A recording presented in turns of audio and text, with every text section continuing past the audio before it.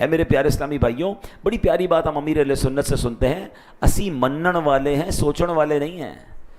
ہاں آج کل کیا پرابلم ہو گئی ہے، آج کل بہت کچھ زیادہ ہی پڑھے لکھے ہو گئے نا، تو اب کہتے ہیں یار یہ قرآن کا حکم کیوں ہے، اللہ نے یہ حکم کیوں نازل کیا، حدیث میں یہ آرڈر کیوں آیا، اس کی لاجک بتائیں۔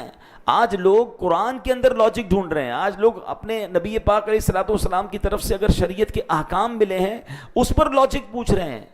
ہمارا کام لاجک ڈھونڈنا نہیں ہے، ہمارا کام ماننا ہے۔ یہ کفار کا طریقہ تھا، یوں کر دو تو مانیں گے، یوں کر دو تو مانیں گے۔ مجھے کسی نے کہا جناب یار یہ قرآن کے جو احکام ہے اس کی لاجک، میں نے کہا پہلے ایک بات بتائیں، ہم ایمان لائے ہیں، اللہ کو دیکھا ہے ہم میں سے کوئی جس کی اللہ سے ملاقات ہوئی ہے؟ جب بے دیکھے رب کو مان لیا، ہم نے تو جبریل سے ملاقات نہیں کی۔ ہمارا ایمان یہ ہے کہ جبریل امین قرآن لے کر آئے، ہم نے قرآن ان کو لاتے ہوئے نہیں دیکھا، ہم نے نبی پاک سے بھی ملاقات نہیں کی ہے۔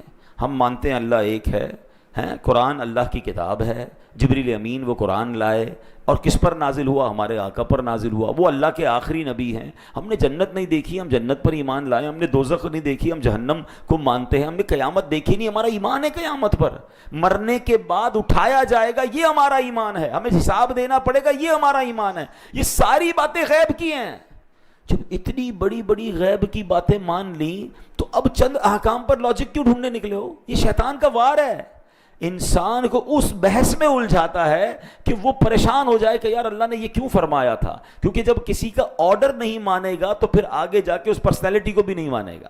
یہ ابتدا ہوتی ہے کہ آپ کو پہلے شریعت کے کچھ احکام میں کنفیوز کرتا ہے شیطان کہ یار یہ عورت کو ایک حصہ کیوں ہے ورثے میں، مرد کو دو کیوں ملتے ہیں، یہ طلاق کا حق مرد کے پاس کیوں ہے، عورت کے پاس کیوں؟ اب یہ وہ سوالات کریٹ کیے جا رہے ہیں کہ اس کی لاجک کیا ہے، شریعت نے کیوں؟ کہ معاذ اللہ مسلمان کہلانے والے بعض اوقات اسلام کے کچھ احکام کو کہتے ہیں ظلم ہو رہا ہے، یہ مجھے سمجھ نہیں آ رہا۔ میری اور آپ کی سمجھ کیا ہے؟ پھر اللہ کو کیسے مان لیا؟ اللہ سمجھ آ گیا تمہیں؟